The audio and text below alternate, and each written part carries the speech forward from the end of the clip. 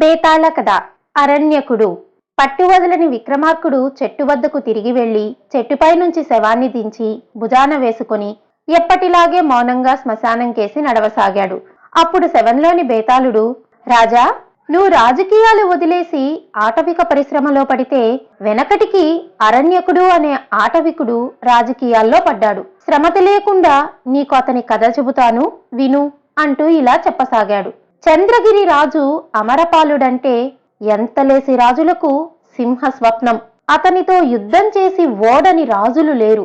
అతను అలా అజేయుడిగా నిలబడడానికి కారణం సేనలోని ఆటవిక దళాలు. ఈ ఆటవికుల కుదురు చంద్రగిరి రాజ్యంలోని కీకారణ్యాలు. అక్కడ ఆటవికుల స్థావరాలు ఉండేవి.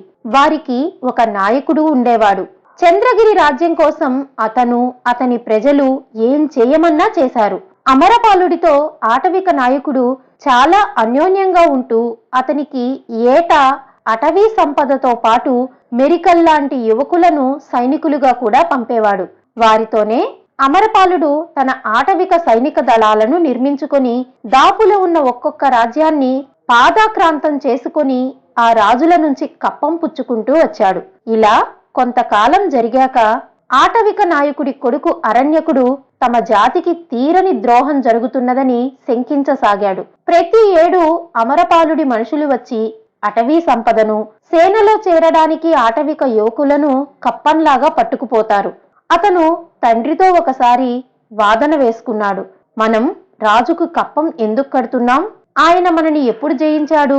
మన సంపదను, మన యువకులను కొల్లగొట్టి మనను దరిద్రులుగాను బలహీనులుగాను ఉంచే అధికారం రాజుకెలా వచ్చింది? అరణ్యకుడి తండ్రి నవ్వి, రాజు వద్ద ఉన్న ఆటవిక దళాలు మనవి కావా? రాజు బలం మన బలం కాదా? రాజు మనవాడుగా ఉండగా మనకేసి ఎవరన్నా కన్నెత్తి చూడగలరా అన్నాడు. నువ్వు పొరబడ్డావు నానా. రాజు బలం మన బలం కాదు, మన బలమే రాజు బలం. మన దళాలు లేకపోతే రాజు ఇన్ని దేశాలు జయించగలుగుతాడా? నువ్వు నేను స్వతంత్రులం కాదు, సామంతులం. రాజు మనుషులు వచ్చి కప్పం అడిగినప్పుడు మనం నిరాకరిస్తే అప్పుడు గాని నీకు నిజం తెలియదు అన్నాడు అరణ్యకుడు. ఆటవిక నాయకుడు చాలాసేపు ఆలోచించుకుని ఆటవికుల సభలో తాను నాయకత్వం వదులుకుంటున్నానని, ఇక నుంచి అరణ్యకుడు నాయకుడవుతాడని, అందరూ అతని ఆజ్ఞలు పాటించవలసి ఉంటుందని ప్రకటించాడు. తరువాత కొద్ది రోజులకే రాజు మనుషులు వచ్చి ఏటా రాజుకు పంపే వెదురు బియ్యము, చందనపు చెక్కలు, పులి చర్మాలు, ఏనుగులు, 25 మంది యువకులు తీసుకుపోతామన్నారు. అరణ్యకుడు వాళ్లతో చాలా స్పష్టంగా, మేం మీకు కప్పం కట్టవలసిన అవసరం లేదు. చంద్రగిరి రాజ్యం మీది అయినట్టే మాదీను. మేం స్వతంత్ర జీవులం. కానీ మా యువకులందరూ మీ సైన్యంలో చేరి ఉన్న కారణం చేత చాలా దుర్బలులమై ఆత్మరక్షణ కూడా చేసుకోలేని స్థితికి వచ్చాం. ఇక మీదట ఈ ఏర్పాటు సాగదు. మా ఆటవిక దళాలను మాకు తిప్పి పంపమని రాజుగారికి చెప్పండి. అటవీ సంపద ఆటవికులది. రాజుగారికి దారిద్ర్యం సంప్రాప్తమైతే మా సంపద మీద ఆధారపడవచ్చు. అలాగే రాజ్యానికి శత్రుభయం కలిగిన నాడు మా సైనిక దళాలు దేశ రక్షణకు పోరాడతాయి. ఈ విషయంగా నేను రాజుగారికి హామీ ఇస్తున్నాను అన్నాడు. రాజుగారు మనుషులు వెళ్లిన మర్నాడు రాజుగారి నుంచి అరణ్యకుడికి ఇలా తాకీదు వచ్చింది. ఆటవికులు స్వతంత్రులు కారు. అమరపాలుడి ఏలుబడిలో ఉన్నవాళ్లు ఆనవాయితీ ప్రకారం అటవీ సంపద 2 రోజుల్లో చేరని పక్షంలో సేనలో ఉన్న ఆటవిక దళాల వాళ్లను ఖైదులో పెట్టి తిండి పెట్టక మార్చి చంపడం జరుగుతుంది. ఆటవికుల స్థావరాలు నేలమట్టమవుతాయి. ఇది విని అరణ్యకుడికి ఆశ్చర్యం కలిగింది. అతను రాజదూతలతో, మేం రాజుగారి సామంతులం కాదు. మమ్మల్ని రాజుగారు గెలిచిన మీదట ఎవరికెవరు సామంతులో తేలిపోతుంది. కప్పం కట్టేదే లేదు అని చెప్పాడు. అతను ఒక విధంగా అంచనా వేసి యుద్ధానికి సిద్ధపడ్డాడు. ఆ అంచనా ఏమిటంటే, రాజు తమ గూడెం మీదకి తమ ఆటవిక దళాలను పంపితే వాళ్లను తిరిగి పోకుండా చూసుకుందామని. కానీ అలా జరగలేదు. గూడెం మీదకి వచ్చిన సైనికుల్లో ఆటవికుడు ఒక్కడూ లేడు. ఈ సైనికులను ప్రచ్ఛన్న యుద్ధంతో ఆటవికులు మట్టుబెట్టారు. చాలా మంది బందీలుగా చిక్కారు. యుద్ధానికి ఆటవిక దళాలు రాలేదేం అని అరణ్యకుడు అడిగితే, పట్టుబడిన సైనికులు వాళ్లంతా ఖైదులో ఉన్నారు అని చెప్పారు. రాజుగారి తాకీదు విన్నప్పుడు కలిగిన అనుమానం అరణ్యకుడిలో మరింత బలపడింది. అతను కర్తవ్యం ఏమిటా అని ఆలోచిస్తూ ఉండగా అనుకోని సంఘటన ఒకటి అతనికి తోడ్పడింది. కొందరు దొంగలు కీకారణ్యంలోకి ఒక మేనాతో సహా పోతూ ఆటవికుల కంటపడ్డారు. దొంగలకు ఆటవికులకు పోరాటం జరిగి దొంగలంతా పట్టుబడ్డారు. మేనాలో ఉన్నది రాజకుమార్తె. దొంగలు నిజంగా దొంగలు కారు. అరణ్యకుడు చిత్రవద చేస్తానని భయపెడితే నిజం బయటపెట్టారు. రాజుగారి ఏకైక సంతానమైన కుమార్తెను అరణ్యంలోకి తీసుకొనిపోయి చంపమని మంత్రి వారిని నియోగించాడట. అరణ్యకుడికి ఒక్కసారిగా జ్ఞానోదయమైంది. అతని అనుమానం రూఢి అయిపోయింది. అతను మంత్రి పంపిన వారితో రాకుమార్తె సంగతి చూసుకునే బాధ్యత నాది. ఆమె ఇక మా గూడెం మనిషే అనుకోండి. పోతే మీరు నాకు శుభవార్త తెచ్చారు కనుక మిమ్మల్ని విడిచిపెడుతున్నాను. నాది మంత్రి గారిది ఒకే ఆశయం. ఆయనను సింహాసనం మీద కూర్చోబెట్టడానికి నేను సిద్ధమే.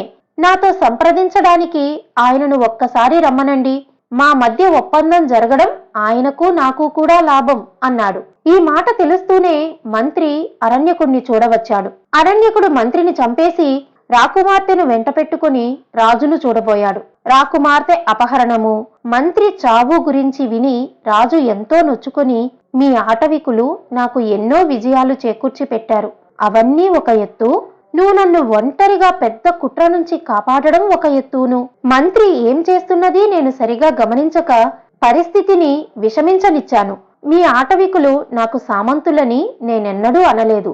నీ తండ్రి నాపై గల ప్రేమ కొద్దీ మీ సంపదను, యువకులను నా వశం చేస్తూ వచ్చాడు. దాన్ని నువ్వు వ్యతిరేకించావంటే అది నీ తప్పు కాదు.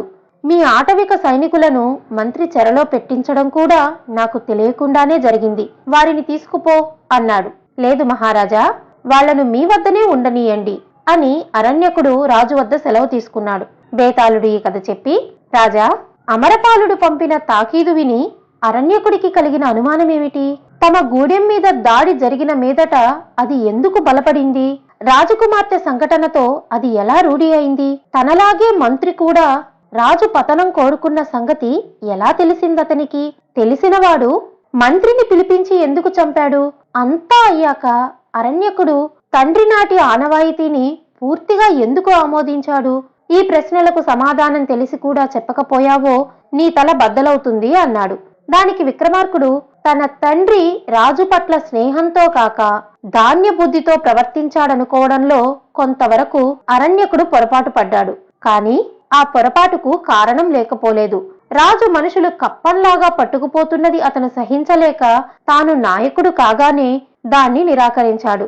రాజు ఏం చేస్తాడో దాన్ని బట్టి తండ్రి వైఖరి నిజమో కాదో తెలుసుకుందామని అతని ఉద్దేశం కావచ్చు. కాని రాజుగారు ఈ కప్పం కోసం ఆటవిక దళాలను ఖైదులో పెట్టి తిండికి మార్చి చంపుతాను అనడం అతను కలలో కూడా ఊహించలేదు. ఎందుకంటే ఆ దళాలను చంపుకోవడం కన్నా రాజుకు ఆత్మహత్య ఉండదు.